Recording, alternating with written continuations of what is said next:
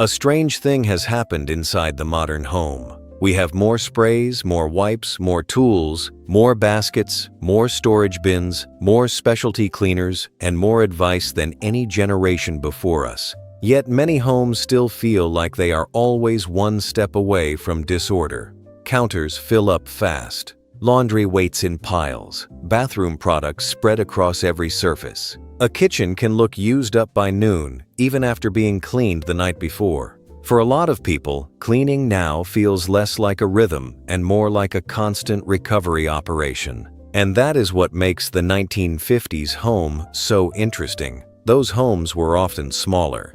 They usually had less storage, fewer bathrooms, fewer closets, and far fewer products designed to solve household problems. Yet many of them felt cleaner, calmer, and more under control. Not perfect, of course. Not effortless either. But there was often a visible order to them that feels harder to find now. Even in homes filled with modern conveniences. If this kind of forgotten household wisdom is the reason you clicked, subscribe, and keep a place here.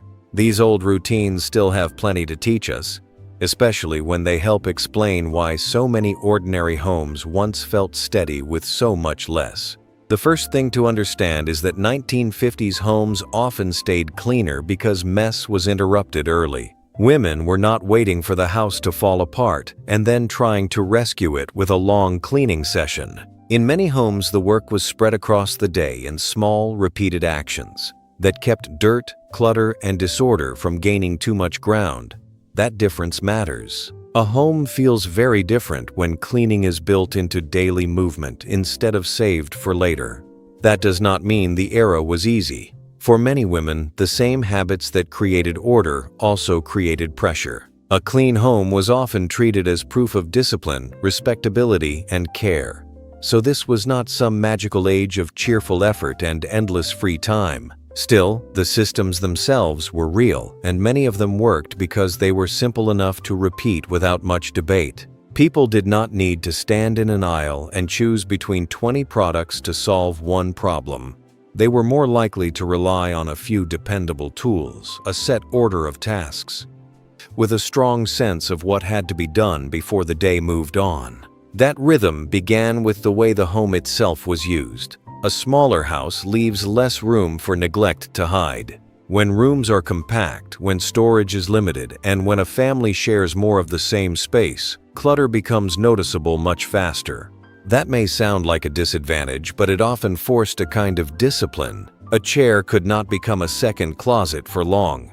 A counter could not become a dumping ground for random objects without getting in someone's way. A sink full of dishes could not be ignored because the room was too central to family life. Today, many homes contain more space, but also more categories of stuff. Cleaning products live beside backup cleaning products. Pantry shelves hold half-used containers, extra gadgets, and food bought with good intentions but never worked into the week. Closets absorb items people forgot they owned. Modern homes can hide disorder longer, which means the disorder often grows quietly until it becomes overwhelming. A 1950s house usually had less room for that kind of slow buildup. Another reason old homes often felt cleaner is that women were not depending on products to create the feeling of order. They were depending on habits. A bottle can help remove dirt, but it cannot create rhythm. A storage basket can hide clutter, but it cannot stop clutter from forming.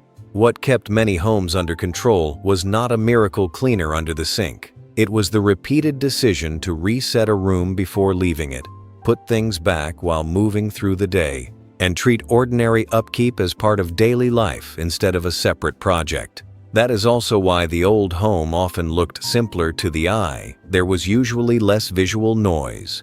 Fewer bottles out on bathroom counters, fewer paper stacks on dining tables, fewer appliances spread across kitchen counters, fewer decorative items competing for space.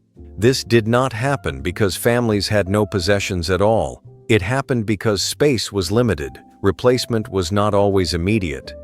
And many women were used to thinking in terms of use, storage, and upkeep at the same time. An object was not just something to own. It was something to clean around, put away, maintain, and live with. Do you remember a home that always seemed clean without looking staged? A home where nothing felt fancy, but everything seemed settled into place? That memory matters because it points to something many people still recognize even if they cannot quite name it. The feeling came from steadiness. It came from the sense that the house was being guided all day long, not abandoned and rescued in cycles. And that may be the biggest difference of all. Modern cleaning often begins after the problem becomes visible. The older system was more about prevention. Stop the pile before it becomes a heap. Clear the surface before the room starts to feel busy. Finish one task before it spills into the next. This did not remove all work, but it changed the shape of the work. Instead of facing a house that demanded a full reset, women were often maintaining a house that had never drifted too far off course in the first place. That daily rhythm showed itself most clearly in the room that could fall apart fastest. Because if the kitchen stayed under control, the rest of the house stood a much better chance of doing the same. If there was one room that revealed whether a house felt under control, it was the kitchen. In a 1950s home, the kitchen was not just where food was prepared. It was often the command center of the house. Meals were planned there, dishes moved through there, groceries were managed there. And much of the visible proof of order or disorder began there too. That is why so many women treated the kitchen less like a room to clean later and more like a room that had to be reset as the day moved along. One of the simplest old rules was that the sink should not stay full longer than necessary. That sounds small, but it changed everything. A sink full of dishes does more than hold dirty plates. It makes the whole room feel behind. It crowds the counter, slows the next task, and creates the feeling that the day is slipping. In many homes, dishes were washed or at least organized quickly because leaving them too long made the kitchen harder to use. The room had to stay ready for the next meal, the next cup of coffee, the next lunch to pack, the next pan to wash. The counters mattered just as much. Many 1950s kitchens had less counter space than modern kitchens, which meant every inch had to keep working. A counter was a workspace, not a storage shelf for unopened mail, extra gadgets, decorative trays, and half-used products. When a woman finished with the flour tin, the spoon, or the dish towel, those items often went back where they belonged because the next task needed the surface clear. The kitchen stayed cleaner partly because it stayed usable. That same logic shaped groceries and leftovers. Food was planned more tightly because budgets were tighter. Shopping was often less frequent and waste felt more serious. Items were expected to earn their place. Leftovers were more likely to be dealt with soon. Ingredients were used with more purpose, and pantry space had to be managed carefully. When food is handled that way, the kitchen naturally stays neater. There are fewer expired surprises, fewer duplicate purchases, and fewer overflowing cabinets stuffed with things nobody remembers buying. Did your mother or grandmother have one kitchen rule that everyone in the house seemed to know without it being explained? Many families did. Some homes had a rule about wiping the table right after meals. Others had a rule about drying the sink, sweeping after supper, or never leaving the counters crowded overnight. These habits may sound ordinary, but that was exactly their strength. They were ordinary enough to be repeated without much thought.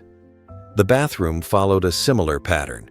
In many 1950s homes, one bathroom might serve several people, sometimes an entire family. That kind of shared space forced a certain discipline. You could not leave it in disarray because someone else needed it soon after you. Towels had to be hung back up, the sink had to be left usable. Personal items usually had to stay more contained. The room had to return to a basic state of order again and again, because it was too busy to function any other way. And there was another difference. Bathrooms often held fewer products in sight. That was partly because there were fewer products to own, but also because storage space was limited and routines were simpler. A modern bathroom counter can disappear under serums, sprays, electric tools, backup bottles, cosmetics, and half-finished purchases. The old bathroom usually had less visual clutter to begin with, which made cleaning faster and the room calmer to look at. It is easier to wipe a surface that is not buried under objects. None of this means these rooms stayed clean by magic, and it certainly does not mean every home met the same standard. But it does show why the old house often looked cleaner with so much less. The most visible rooms were being brought back into order again and again, before disorder had time to harden into a bigger problem. Women were not relying on an army of specialized products to create that effect. They were relying on repetition, expectations, and the quiet rule that a room should be left ready for the next use. Once those daily use rooms were kept under control, the rest of the house had a much better chance of staying calm too, because clutter and dirt had fewer places to spread and fewer chances to settle in.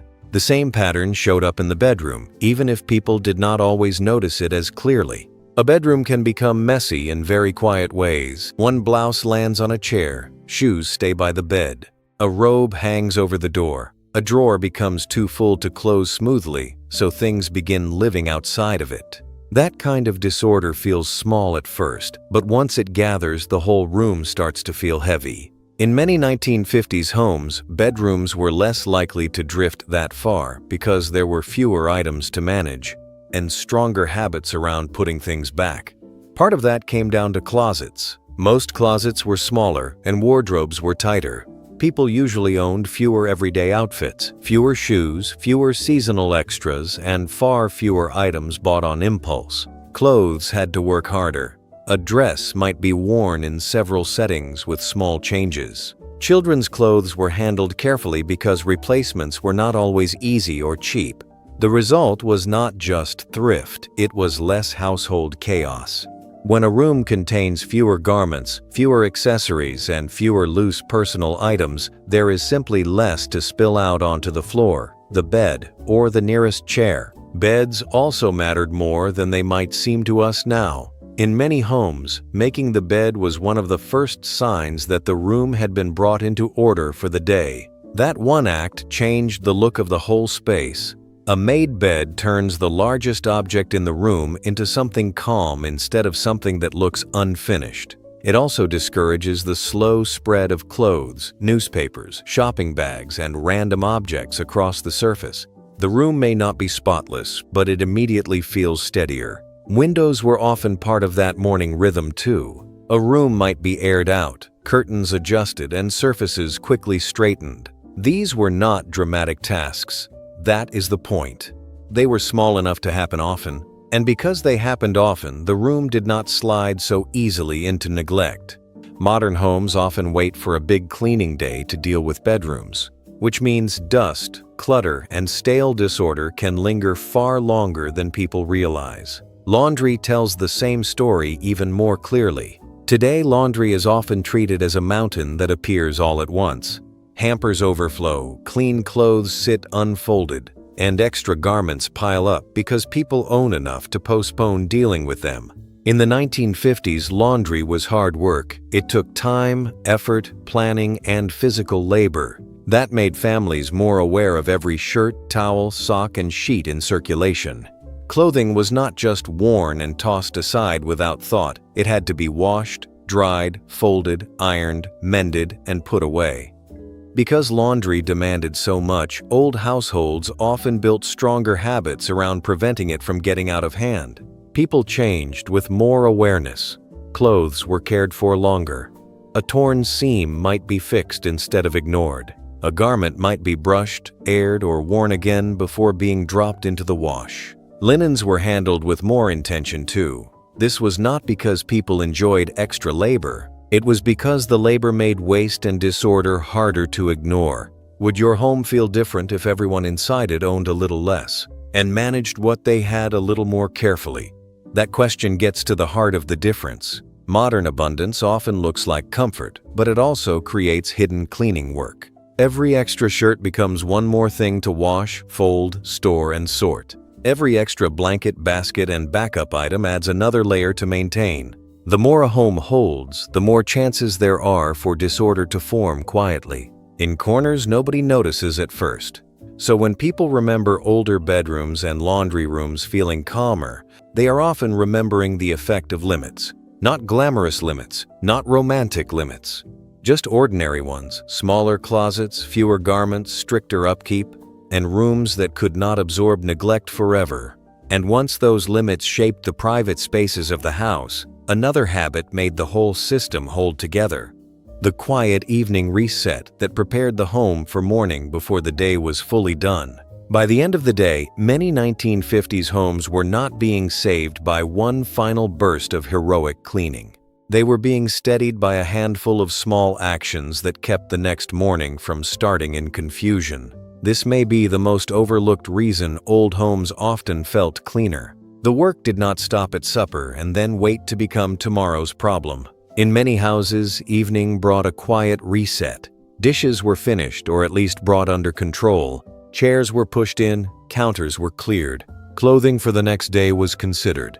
Floors were left open enough to move through without stepping around the debris of unfinished living. That rhythm mattered because mornings are shaped by whatever was left behind the night before. A kitchen that wakes up already cluttered is harder to use before breakfast even begins. A chair covered in yesterday's clothes turns into proof that the room is already behind. A bathroom counter crowded with bottles and damp towels makes the day feel rushed before anyone has even left the house. Many women understood, whether they used those exact words or not, that the evening reset was really a gift to the next morning. It shortened the distance between waking up and getting started. This is where the old system begins to look very different from modern cleaning culture. Today, people are often sold the idea that the answer lies in one more specialized product, one more organizing solution, one more storage system, one more shortcut. But many of the women who kept 1950s homes under control were not depending on novelty. They were depending on limits. The home held fewer possessions, rooms had fewer surfaces to crowd, clothing was more limited, storage was tighter, waste mattered more, shared spaces had to be left ready for the next person. Those limits did not eliminate work, but they shaped behavior in ways that modern convenience often does not. And that is what we really lost. Not better mops, not better soap, not some old-fashioned moral superiority. What disappeared was the habit of preventing disorder before it matured. Modern life is full of delayed decisions. Set it down for now. Leave it for later. Buy another one just in case. Put it in a bin and deal with it someday. That pattern spreads quietly through the whole house. A home begins to feel messy not only because it is dirty, but because too many decisions have been postponed. The older system interrupted that drift more often. Put it back now. Wash it now. Wipe it now. Straighten it now, because later the cost grows. That does not mean the 1950s should be turned into a fantasy. Many women were carrying heavy domestic expectations, and the pressure to keep a home looking right could be exhausting. A clean house was often tied to judgment in ways that were unfair and limiting. So the point is not to praise every part of that world, or pretend it was kinder than it was. The point is narrower and more useful. Certain routines worked. Certain limits made a home easier to manage. Certain habits kept disorder from spreading. Those are things worth noticing, even if nobody wants the rest of the era back. When people say an older home felt different, they are often describing more than decoration or smaller rooms. They are remembering the feeling of entering a place where each room had been returned again and again to a usable state. The sink was ready, the bed was made, the bathroom was passable for the next person. The floor was not carrying the leftovers of the whole day. It was not perfection, it was steadiness. And steadiness can do more for a house than a shelf full of products ever will. Which of these old habits would be hardest to bring back now? The evening reset, fewer items in each room, clearer counters, a stronger rule about putting things back before the day moves on? For most people, the hardest part would not be the labor, it would be rebuilding the limit. Modern life keeps telling us we need more supplies, more storage, more flexibility, more options. But homes often feel calmer when they ask less from us, not more. So the real lesson is not that old homes were magically cleaner because women worked harder or cared more. It is that many homes stayed cleaner because daily life quietly stopped mess from taking root. The room was not magic, the routine was. The 1950s home was a marvel of cleanliness, without the aisles of specialized chemical sprays we rely on today. Back then, the average household managed with half the products, relying on simple, powerful staples like vinegar, lemon, and baking soda. It wasn't about the chemistry, it was about the cadence. Daily 15-minute routines prevented grime from never taking root. Fewer gadgets and less plastic clutter meant there was simply less to move, less to dust, and less to maintain. And even now, with all our products and conveniences, that old wisdom still has something sharp to say. A steadier home may not begin with buying the next solution. It may begin with one small habit brought back at the right time. If this brought back a memory of a home that always seemed under control, subscribe and stay close. There are many more habits worth remembering.